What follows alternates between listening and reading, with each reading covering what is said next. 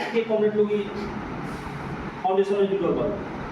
फिर भी हम सोचनी सर जे 12 जिला में हर एक पालिका में से पकड़ के जिला कमेटी बनावल जाओ। पालिका कमेटी तो हमनी बना देनी सर और अधिवेशन भी कुछ पालिका में हमनी कर देनी सर, लेकिन बैठक जब हो रहा है बैठक के दौरान में साथी लोग ना आवे। कारण कथी और मध्य प्रदेश के हमनी बैठक करें तो हालांकि सब जिला से लोग आवेला, लेकिन जितना सदस्य लोग हमने के बनेले वाली सब उतना वहाँ कुछ लोग ना आवेला, लेकिन वहाँ आवेला। लेकिन हमें जिला में बैठक करता है सर, जिला के प्रदेश अध्यक्ष बा, जिला में हमने केंद्रीय सदस्य आवेला। हमने तो बहुत एक बड़का खुशी की बात बा।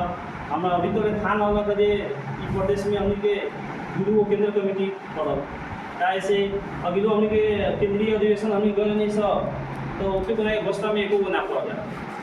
हम मध्य प्रदेश से एक भी आदमी ना रहे। इससे पहले हमने के 2 आदमी रहे ना।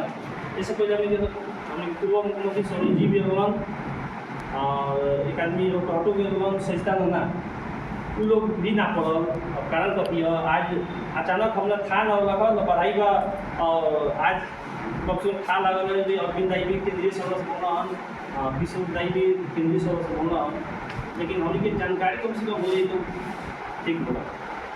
और दौरान ऊपर के केंद्र कमेटी के निर्णय है और हमने ना कुछ कर सकते। लेकिन एक अगर हमने के चलावे के चाहते हैं सर, कि कमेटी के अगर हमने विस्तार करे के चाहते हैं सर, कि जगह के जो हमने के सिद्धांत लेके आए रहल बानी सर, हमने हर एक ठाव में इनकर माने साइड की भूमिका दे के हमने के अपने पहचान बनावे के चाहते हैं सर, उनमें आबद है।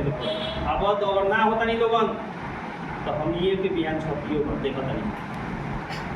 एगो मदन भंडारी फाउंडेशन एगो हमने बहुत एगो बड़का महत्वपूर्ण चीज़ है जो फाउंडेशन बजो लोग यहाँ करके ना बुझो, लेकिन अगर खाली हमने है नहीं सर तो एक महत्व कहाँ वो सब बुझो। हमने बुझता ही सर, हमने जाता ही सर, हमने बैठो में खूब बताई सर।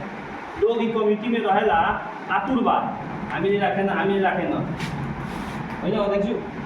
लेकिन हमने के यहाँ आज लोग के पालिका से नाव ठीक कह के उ लोग से भी पूछ के हमने को रखनी सर, लेकिन बैठक जब करे नहीं सर जानकारी नहीं के जिला कमेटी कोई बात नहीं के आकि जान